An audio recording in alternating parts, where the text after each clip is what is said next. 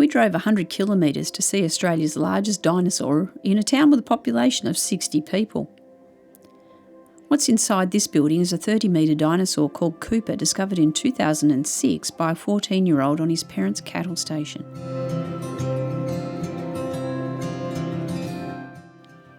Eromanga is officially the furthest town from the sea in Australia, and it's about an hour west of Quilpie on a road that feels like it's going nowhere until you see a dinosaur on the sign and you realise that's exactly where they found him. The road from Quilpie to Eromanga is about 100 seal kilometres. There's no fuel between the two towns, and you also need to watch out for road trains. They're wider than you expect and they don't slow down for tourists. At the end of the road, behind a dinosaur painted on a wall, there's a lab where real fossils are being cleaned and catalogued now, and that's why we came. You arrive at the Eromanga Natural History Museum. There's a front desk, a cafe and a gift shop, but you're not here for any of that. The museum starts with a short introductory video that explains how a couple mustering cattle stumbled onto a bone that would take 15 years to fully excavate. Then you walk into the main shed. This isn't just a display. There are paleontologists working on real fossils right in front of you. Bones that haven't been identified yet, fragments being cleaned, catalogued and pieced together. You can stand and watch them work while you're in the prep area itself. But the real question is, what are they working on? And the answer is the largest dinosaurs ever found in Australia. Quilpie is a Titanosaur, a sauropod dinosaur that lived around 95 million years ago, and he grew to 6.5 metres tall.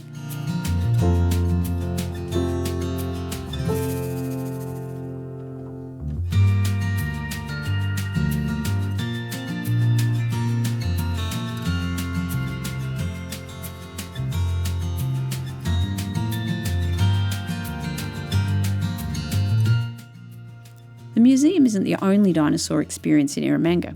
Just down the road, there's something that's free, open, and gives you a completely different sense of scale. The Notosaurus Park, not far from the museum, is free to visit, and the centrepiece is a full-size sauropod sculpture with her babies. Standing right next to it, you start to understand how enormous these animals really were. The Royal Hotel was built in 1885 and it was a Cobb & Co staging post. There's a free museum in the main street, the Living History Centre, but you need to get the key from the pub. That's how things work in Eromanga.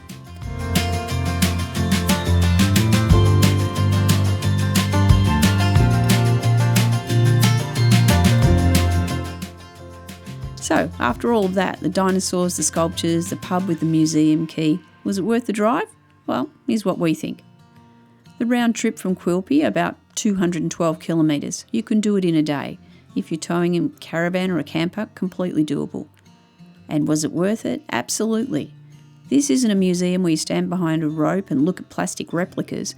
It's a working fossil site. You're watching real paleontology happening. That's something you don't see at a city museum. So here's what you need to know. Entry to the museum is by guided tour. Prices vary depending on which tour you choose, so check the website for rates. We recommend booking ahead, especially in peak seasons. Tours run at set times and you do want to be there for one of them. There's no fuel between Quilpie and Eromanga, so fuel before you leave. And if you're staying in Quilpie, which we were, it's an easy day trip. Leave in the morning, take a tour, have lunch, back by mid-afternoon. We based ourselves at the lakes in Quilpie, and the drive out to Eromanga was one of the highlights, and if you haven't seen that video, there's a link below. If the idea of the Outback revealing its history appeals to you, wait till we get to Blackhall. The story there is a really different kind of discovery. Thanks for watching This Retired Life, and make sure you make this retired life better than a vacation.